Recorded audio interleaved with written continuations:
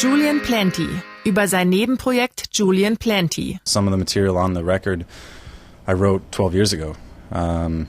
It's sort of a document of music from the beginning of writing to the present. So the writing was just ever since I've been writing. I think there's stuff that's so early. A song called "Fly As You Might" originated without vocals and without some of the accompaniment stuff. Originally, the guitar part I wrote in '96, and there's a few other ones that were things that were kicking around for a long time for me. And then I finally, when I decided I was going to finally make a record, I'd say like 70% of it is all sort of much more recent new material. And then I wanted to update some songs.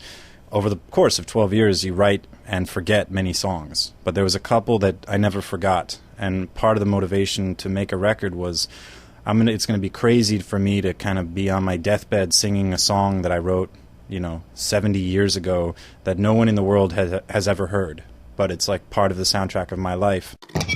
Über sein Pseudonym Julian Plenti. I've always liked stage names. I'm not really a confessional artist, so I've always liked the disassociation from the banal side of my regular life, tax returns and shit like that, versus a performer and the entity of making art. It's very comfortable for me to assume another identity. I've had numerous in the past. There's two of my fake. Well, there's I have another project under another name, and in the past I had other projects under other names. I've never really been interested in a sincerity of identity, because it's not that, it's art. I'm not in the business of writing autobiographies or of really talking about me. That's not what music or art is for me, and nor should it obey the limitations that I may impose on my own sense of identity or what I think other people think of it. It's sort of like, no, this is pure creative.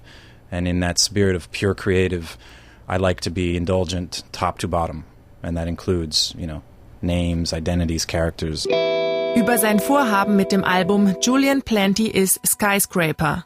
Soloprojekt oder neue Band? I don't know, man. I don't know.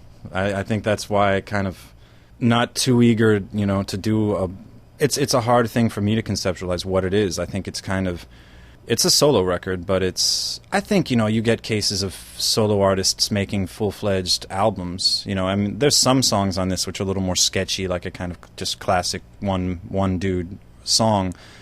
But that's not really how I hear music. And I think part of my problem before I learned how to do orchestrations was that I felt like songs weren't done. But I only had fluidity, or, I only had faculty with one instrument, so I was sort of stuck. But that's just how I hear music. I can't help but hear the drums and the bass and the strings and stuff, and then when I'm writing it, I hear more ideas, and then I can just keep putting them on. I have no idea how to replicate it live, no idea at all. I would need a band to play this record, but I don't have a band because it is a solo record. So it's a funny thing. I don't know what it is. I think it's all those things. It's a project. It's certainly a project. It's certainly like just a creative outlet project. And it's also a solo record, and it's also a band. But, the band is me. Julian Plenti über autobiografisches Songschreiben. I don't really write personal songs.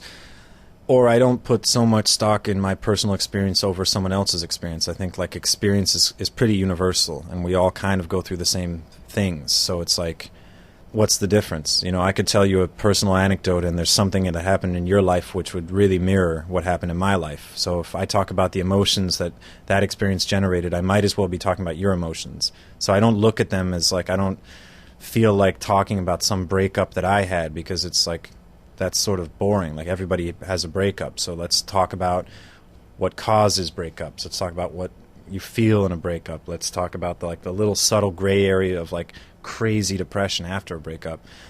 Those things are more interesting than like actually documenting events in my life. So it's never really personal, but I would say that it's all, the record sounds like I want it to sound. So as close as I want to be to people, that's it. This really is it. And there's always something autobiographical. I always pull from my own experiences, but I just don't hold my own experiences up and say like, these experiences are so relevant that I should document them. It's really more like how my emotional reactions to things somehow should speak to other people, because I'm looking at it in terms of like, we all feel the same things, Über seine eigenen musikalischen Vorlieben. I listen to hip-hop. That's what I listen to, actually. That's what I've always listened to. That's what I've only ever said in any interview I've ever done, is that I really only listen to hip-hop. So I'd be surprised if people were actually surprised that they hear that, but what are you going to say? I kind of feel like I do a lot of interviews and nobody really listens to what I'm saying. But yes, hip-hop is a big influence, RZA in particular.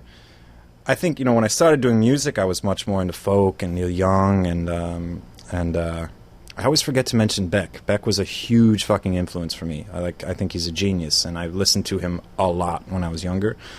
And I keep trying to remind myself, you gotta, Beck doesn't get enough credit in my opinion. But his first record fucking blew my mind, changed my life. But even since I was a little kid, I listened to hip hop. There's just something about it that speaks to me more than rock does a lot of the time. I've never had an inclination to make hip hop. I want to play rock music, but there's certain elements, there's certain ways in which fusing the two things can go very wrong.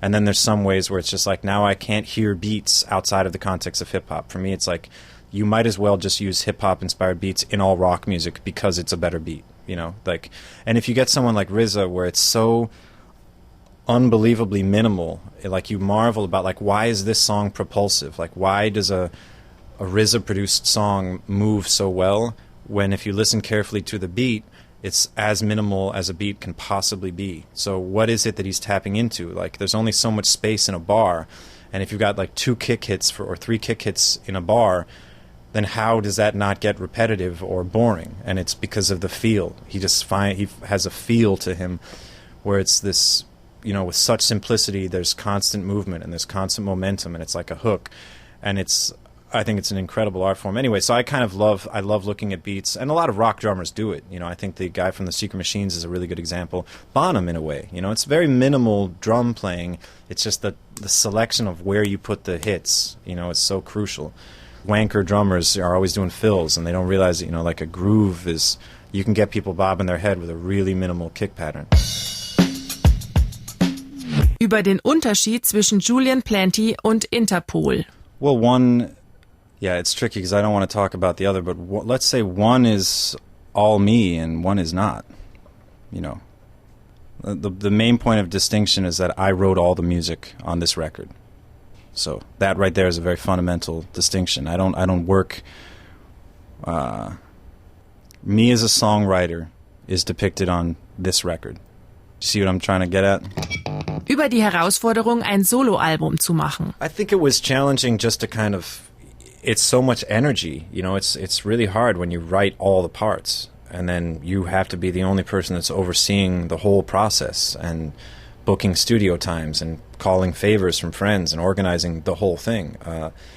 So it's just a very emotionally taxing. And then, I think any artist kind of deals with the fear of what are people going to think? I don't know if this is going to come out good. And then you just kind of have to, but that's the biggest kick in life that I think people overlook is the possibility of failure is really exhilarating. And I think that people pussy out a lot. That's the great thing that holds people back is fear of failure. But fear of failure should be a big rush, and failing is really only a sign that you're not a pussy, that you tried something and you didn't pull it off. And I think people are really crushingly worried about failing.